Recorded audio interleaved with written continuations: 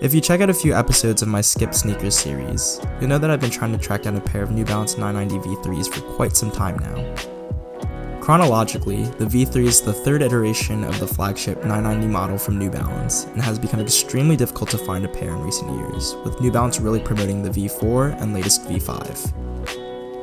My search has come to an end though, as I recently picked up a pair of the already hard to find V3, with this specific pair being more unique than one would think. But before we get into the details and story behind it, let's start with an overview of this New York City Marathon New Balance 990 V3, originally released in late 2012. Throughout the uppers on here is a combination of pigskin suede and tightly knit mesh.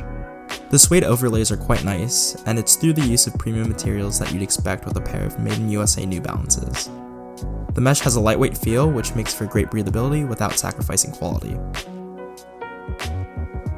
Contrasting all of that are the various hits of gold.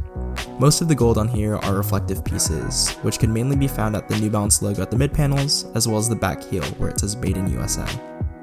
Beyond the flashy look when the light hits it right, the actual functionality for all the reflective pieces is for visibility while running.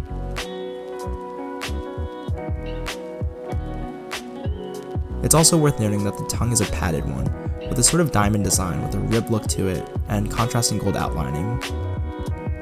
What I particularly enjoy about these are the subtle hints that draw to New York City. Moving up the red laces at the tongue, you'll be able to see an NYC tag. Additionally, at the back heel is a New York City square and an apple, paying homage to the city commonly known as the Big Apple. At the gold insole as well is this logoing playing at the I Heart New York City tourist graphic that you'd normally see, but in this instance replaces it with a runner.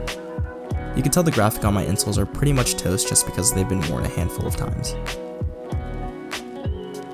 The selling point of the sneaker though is the technology. The midsole is a dual density foam that utilizes a softer density foam against the foot for cushioning, and then a firmer one for support. New Balance's signature absorb cushioning can be found at the midfoot for exceptional shock absorption, as well as an end cap polyurethane rim for added support and durability. And to close out is the outsole, which utilizes an N-Durance rubber compound for increased durability. Enthusiasts tend to lean towards these heritage runners because of their comfort, and it's no question that these are super comfortable. I've actually already gotten a taste of the comfort on these through my Made in England pair of 991.9s, which is a hybrid model that utilizes the same 990 V3 sole, but has a 991 upper.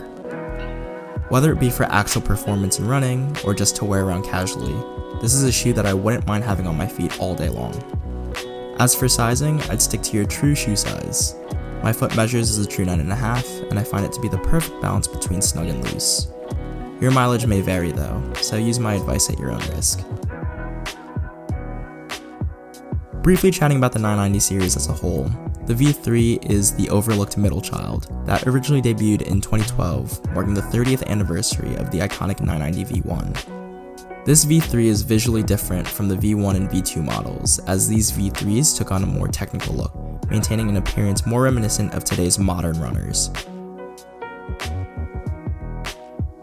More specifically about this New York City pair, there isn't a whole lot of information about it circulating on the internet. These were supposedly limited to 504 pairs, and I don't know how believable that is. But at the same time, I wouldn't expect many pairs to be floating around. New Balance is no stranger to releasing sneakers around marathon time, and I actually have this Made in USA 574 that tributes to the 2011 Boston Marathon that was limited to only 36 pairs. In any case, the New Balance 990 V3 silhouette has become a unicorn over the past few years. More and more, especially now in 2020, we've been seeing people digging into the New Balance brand, and I've been seeing older models like this 990 V3 go for outrageous prices in the secondary market. If you ran it back to like 2016 when the 990 V4 was initially released, these once flagship V3s were going for great prices. I'm not one to talk though, because I'm a recent New Balance adopter myself. I will say that the V3 is certainly a slept-on New Balance silhouette, and is certainly worth it if you could find a pair at a reasonable price.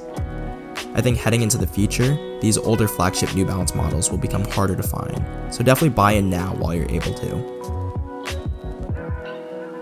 Overall, I think this is a great, quirky sneaker add to the collection. If you check out my other videos, you'll know how much I love my runners, and particularly New Balance runners, so the collector in me is stoked to have this pair.